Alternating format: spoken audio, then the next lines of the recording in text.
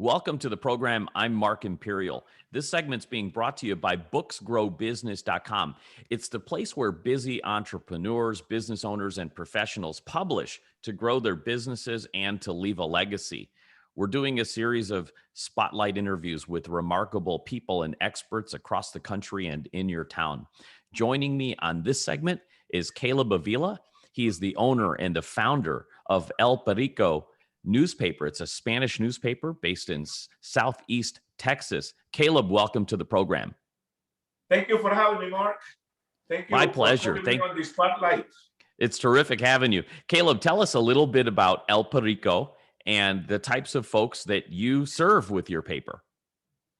We call it a newspaper, and many people struggle in this market. It's been a difficult market who became, I would say, the target of advertising leaving the market. So basically, newspapers, we have to redefine what we do and how we do it. So my main market is environmental. So living in Southeast Texas, we have a lot of oil and gas companies who deal with the environmental, and they have to do a lot of public notices translated to safety material. So I redefine my newspaper mainly to work 80 to 90% with environmental companies, providing them with translations for the safety and environmental material. That's pretty much my main advertising asset today. Terrific. You've been running the paper for a long time now. Have things changed over the years, especially with everything going digital? How has El Perico still been such a major force in newspapers and media in your area in this age? It's 20 years I've been doing it, and it changed. It changed a lot. Before, you could go out to businesses and offer your business to them. Today, you can't do that. It's not going to work. So you are not going to sell advertising. So mainly the way it works now is somebody need my service, they look for me, they find me. But there is no impossible to go in there and say, I'm going to go in there and target this client and I'm going to sell them advertising. It don't work. But because I've been in the market for over 20 years, there is people who look for me periodically, to advertise their products. Remember, I'm a weekly Spanish newspaper, very much the only one, the stronger in my area. And I imagine, as you mentioned, people need to make legal notifications and they'll seek you out periodically for things that pertain to their business. But you also have such a captured specific audience in the Spanish market, isn't that right? So there's a lot of value to that in itself.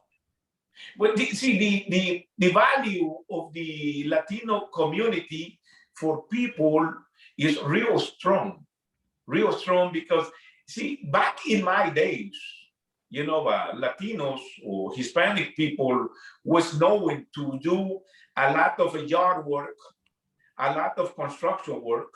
But now with the development of, I would say, the development of the market, so the young children, second generation of Hispanics, these people are American, Hispanic American, who actually are very valuable in the bilingual market. So when people look at the bilingual market in my area, they look for me. I see. So are you also providing, in addition to the print newspaper, are you also online and doing more media there? Or is it primarily print? Absolutely. Absolutely. I do online. And I've been doing radio for over 20 years, Mark. And radio is one of the things that I do that I love most. I have to be here. I have to do this. This was my beginning. When I did my journey to the United States back in the 80s, my first 15 years, 20 years, there was no electricity, no water. I would say eventually we decided to come to the United States. And when I see people coming from our countries through the borders, I made the journey. I made it to Tijuana, Mexico. I made it across the United States. And thanks to Ronald Reagan back on the 80s, I got legalized. But it was in the year 2000, Mark, that I really found my value, I decided to start all over again. And I decided to go to live in my car after I got divorced. And I lived in my car for 3 years. And eventually I decided to open that door of this radio station right here. And I decided to ask for an opportunity on radio. And that's when my life changed, right from this little place. 20 years ago, living 3 years on my car, 3 years. Eventually, when I came here, my life changed. Eventually, I started a newspaper. And the rest is pretty much history. It's been a blessing. It's been good. I'm grateful for my guys. I got in the staff, Mark, that these guys are geniuses. They good people. And you know what? Through pandemic, through storm, we had 2 storms this year here in my town. And we had the ice storm. We never lost a paycheck. Those guys never miss a day of work. So I have a beautiful group of real smart people who really do it all for me. You know, it's very easy to work with these guys. I love them very much. That's commendable and fascinating story. Caleb, you just decided to open the doors of a radio station. You left out some pieces. That's quite a big jump. Tell me how you got into radio. What inspired you to start, and what were the beginnings like? How did you get into radio? You know, as I told you, I was living on my car. So I really didn't want to ask people for help, because what's the point to ask for help? You know, when you really have to find a way to make it out of the tough times. I used to go to a small church, and they used to own this radio station back in the days. And this one is a Christian radio station. So they used to own this radio station. So they always beg people, hey, anybody want to go? Anybody want to go? Anybody want to go? And I always had my hand up. Can I go? Can I go? Eventually, that door opened for me. The door opened it, and I've been here over 20 years. Now, I come here for appreciation to my people. You know, I do a live talk show Monday through Thursday, and it's no news, only news, no music, no nothing. It's just a talk show when I share with them every day of my life with news and what's going on in this beautiful country, because this is a beautiful country, okay? Wow. So now you're in radio. How do you make the jump to a newspaper? What was that like? And what did it take to learn the newspaper business? Did you have experience in that? Or if you didn't, how did you learn?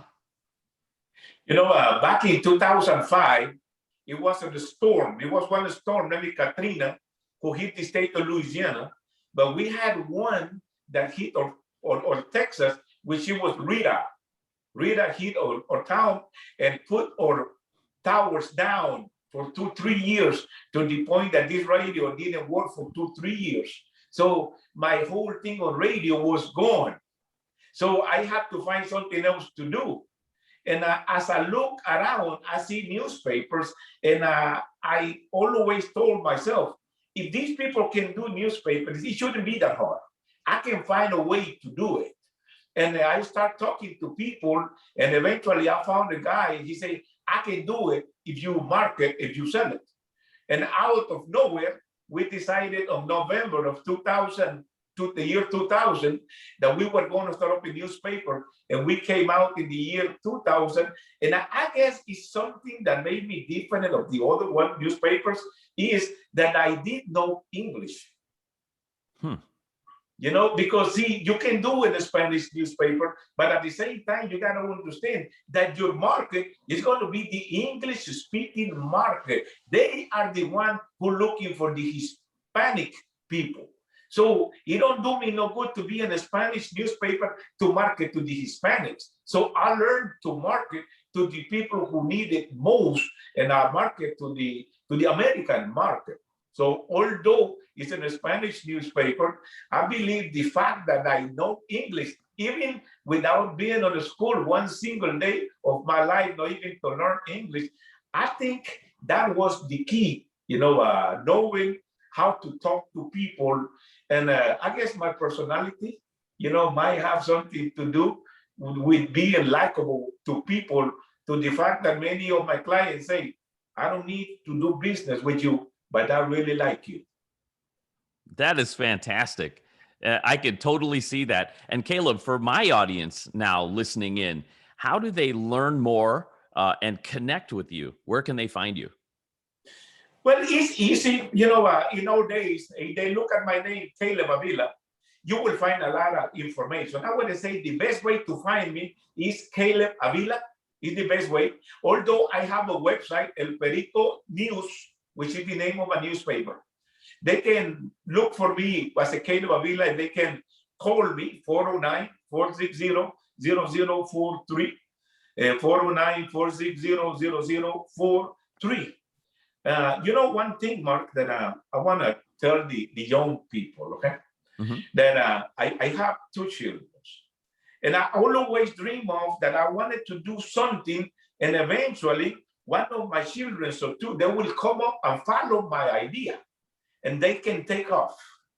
I have a beautiful daughter who work under me, and to this day, with all the education and all the knowledge they have, she say, Daddy, I can't do what you do.